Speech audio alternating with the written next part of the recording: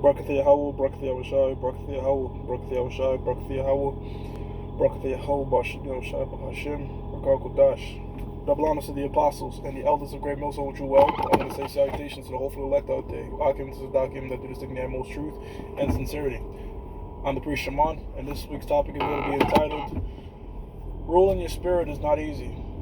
And that's not to be confused with it's not easy to say. It's very easy to say. To apply it is a lot harder, alright? And the inspiration for the show comes to the fact that, look, we're all working on that in some way, some form. I know I myself, man, especially in these times, I'm praying to Yahweh Bashim Yahushai to help me, with my particular faults, controlling my spirit, getting better in certain areas, because as you can see, the times that we're in, we've measured them. 2 Ezra 9:1, and the time is that of extreme amounts of prophecies flying off left, right, non-stop. Salvation is getting closer. Romans 13:11. Our salvation is a lot nearer than it seems. So in these times, I'm trying to, and not just, we're all trying to be the best we can be, not in the sense of the way the world sees it, but in the sense of being that changed version for our Lord Yahweh Shai, as it says in the book of Romans, the 7th chapter, being that perfect bride for the bridegroom. And a part of that, one of the aspects is ruling your spirits, trying to get a hold of your faults. And really, these things that you can't control are just spirits, that fuck with you. They know every brother's particular weakness.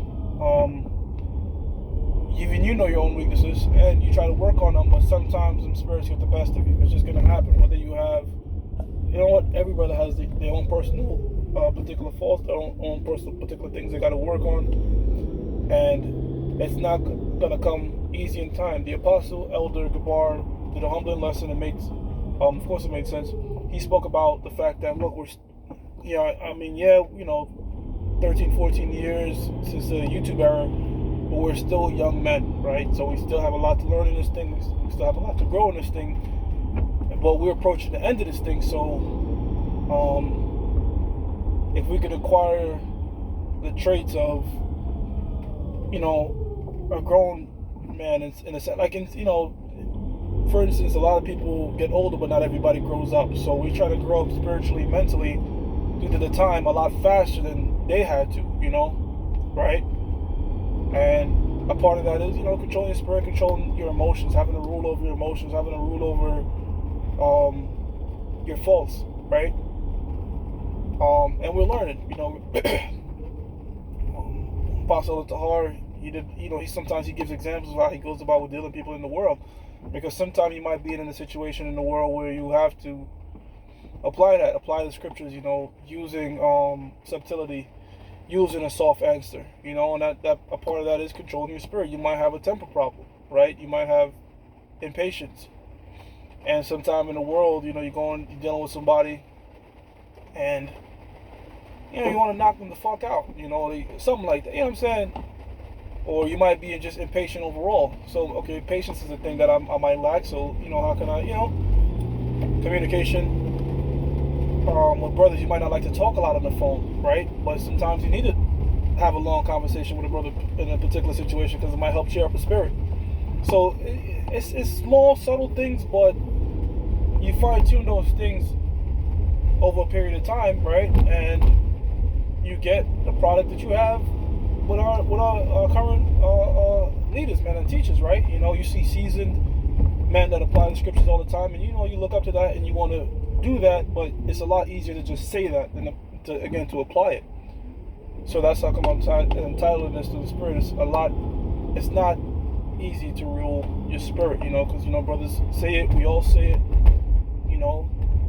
but sometimes we get heated out there. You might be on the streets, you might see a very composed individual, and sometimes you lose it to the point where it could escalate to a fight. You in the heat of the moment, it could escalate to a fight. Now you all just put yourself in a jam where if you contain that, I'm not saying it's easy, I'm not saying it's easy, because there's times again where things could escalate where you are normally mild tempered.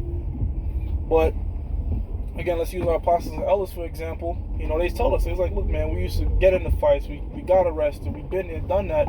So a lot of times you see them deal with demons today, you just watch, you study, okay, that takes a lot of temperance, that takes a lot of patience.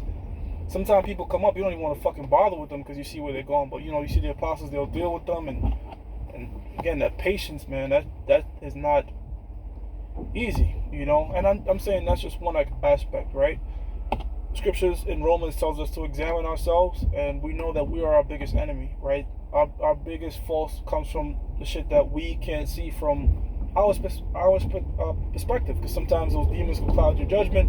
So it's always good to, hey, brothers, did I offend you in this any way? Can I, what I'm saying? Just get an outside perspective, because before you know it, you can fall down a pit, and you don't want to do that. None of us want to do that, So you want to always make sure, Salakia, brother, if I'm going this way, that way, pardon me, I didn't see that, you know what I'm saying? Just stuff like that, or you might look back at a lesson you might do, or how you handle somebody on the street. Did I answer, did I show, did I do what the scriptures say in that particular situation, And sometimes, guess what? You might have not done the right move, Scriptures say a righteous man falls 7 times. So, certain times you gotta admit that, okay, I didn't examine myself.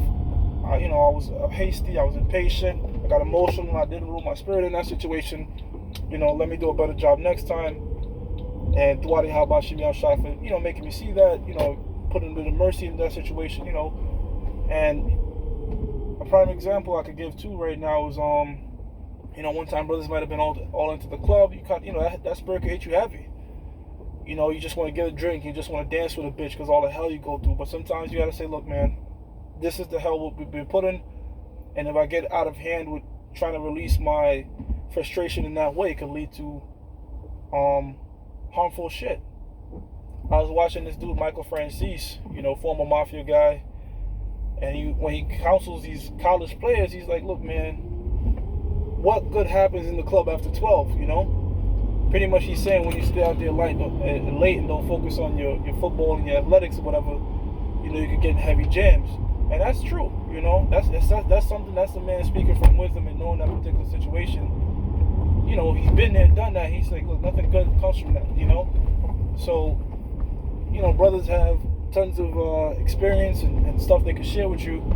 That it's always good to just, okay, there's shit I don't know, there's shit I gotta work on. Let me soak up all this information to ultimately, be a better bride, man. And that goes into, of course, the scriptures, that goes into being brotherly, that goes into checking yourself, that goes into so much aspects of ruling and controlling your spirit, and ultimately being a better servant for the Lord, So, that was a quick in transit. I hope brothers were edified.